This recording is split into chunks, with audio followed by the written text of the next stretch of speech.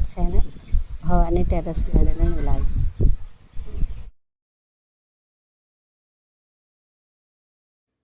Capsicum బాగానే పెరుగుతున్నాయండి.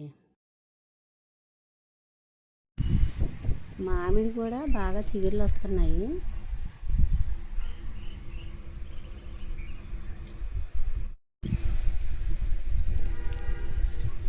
ఉసిరి చెట్టుకు కూడా కాయలు బాగానే దిగుతున్నాయండి.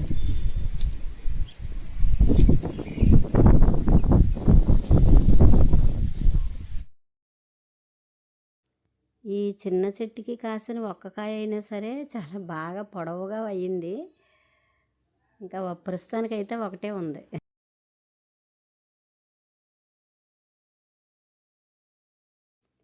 మల్బరీ ఫ్రూట్స్ చక్కగా పండినవి హార్వెస్ట్ చేస్తున్నాను. బాగానే వస్తున్నాయండి మల్బరీ ఫ్రూట్స్.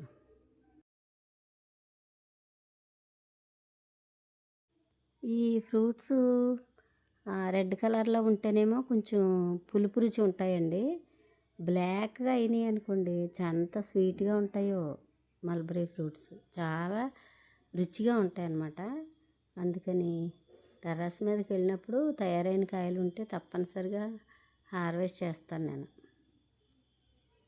రుచిగా ఉంటాయి కదా, పిల్లలకు కూడా బాగా ఇష్టం.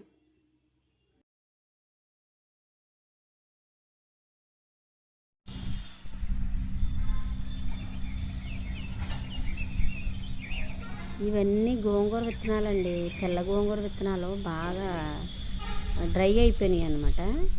వాటిని ఇప్పుడు సేకరిస్తాను. అవన్నీ కలెక్ట్ చేసి ఒక చోట పెట్టుకుని అవసరమైనప్పుడల్లా చల్లుకుంటూ ఉంటాను. అంతేకాకుండా ఈ మొక్క దగ్గర ఎండిపోయినవి కూడా ఇలా రాలిపోతూ ఉంటాయి గోంగూర. అందుకే తరచుగా మా ఇంట్లో అయితే గోంగూర ఎప్పుడూ ఉంటుంది. చూడండి ఎంత చక్కగా తయారైపోయినాయో గింజలు.